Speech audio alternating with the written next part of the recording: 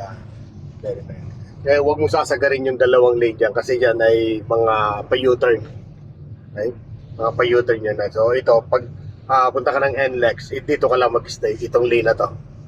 Itong dalawang to. Kaya lang dito sa bandang kanan kasi, marami na hinto dito yung jeep. Okay, so lagi mong, eto, pag di ka na mag-U-turn, huwag kang pupasok doon sa dalawang lane na yan. Kasi once na pumasok ka doon, tapos malapit na siya may traffic light, bigla kang lumigo dito, huli ka ng enforcer dyan. Positive yun. Ano? So, kaya lagi kang magtitira ng dalawang lane dyan sa ano. Sa gitna ka. Para safe.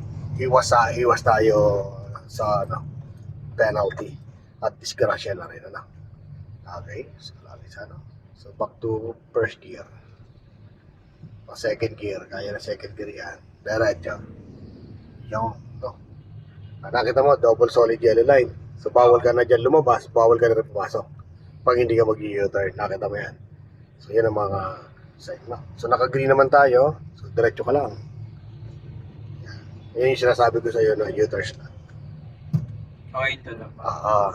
So dito lang, pinakamaganda tong ano to, lane na to. Ito na pwestuhan mo. O ito, nakadikit sa'yo. Papasok. So diyan ka lang muna. So although pwede ka na rin pumunta doon, kaya lang pagdating mo naman sa dulo, may ano yan, U-turn slot ulit. So babalik ka naman dito. So para hindi ka na masyadong sa gabal na rin sa kalsada, dito ka lang, stay mo na lang to. Kasi yung papunta-punta ka sa kanya, no? Yung mga gano'n, no? Yung mga huli yan, ano? So mali yung mga lane nun. So galing na sa loob yun, biglang lumalabas sila. No? So inuhuli talaga yan. Ayan. Yan, pag mga ganitong sitwasyon, hanging, tapos traffic, kailangan yung biting point, kailangan hatiin mo yung sa tatlo. Yung tatawag na biting low, biting mid, high, kailangan natin yan na so gaya na ginagawa ni sir. So yun ang so para hindi angat na sobra. Kasi pag nasobrahan at makatal, pag angat mo ng brake niyan, so pwedeng dumiretso.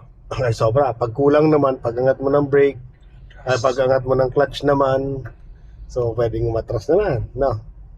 Okay, sobra naman yung angat ng sobrang angat naman ng yung clutch, tapos nakaapa ka pa rin sa brake, patay naman ang makina, no?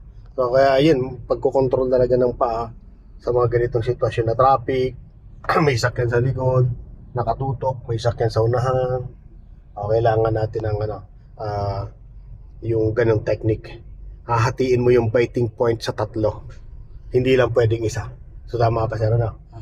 Kasi pag yung isa lang yung biting point, kalimitan, ang taas. Minsan, yung biting point sobrang baba. No, so kaya pakaramdaman ng paa talaga sa kaliwang paa. Yung tinatawag na muscle memory. Yan, yun ang ginagawa ngayon ni Sir. Yan, exercise niya.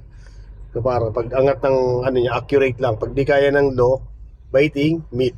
Tatas niya lang konti. Pag di pa rin kaya, ay di yung high. Then, pag di pa rin kaya, then doon tayo support naman ng ating handbrake kung kailangan.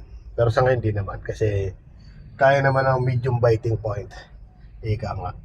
Masyado mo. Ang kailangan niya ng 2 seconds yan. 3 seconds pag umangat. Pag tumakbo, 1, 2, 3, release na kagad ng clutch natin nun. Hindi pwede nakababad yung yan. Swabe lang, Ito talagang tunay na laban na yung pinapractice natin sa mga hanging. So ito na. Iba yung laban kasi pag yung papractice ka lang na walang sakyan Oo nga. Ibang-iba. Right. Kumpara sa may mga sakyan na ganito, ito lang mapapalaban yung yung lakas ng loob mo, Okay? Kagaya niyan, may nanggagaling pa dyan sa kabila. Susunod ka lang muna dito, puntot ka dyan, tapos hanap ka ng lane mo.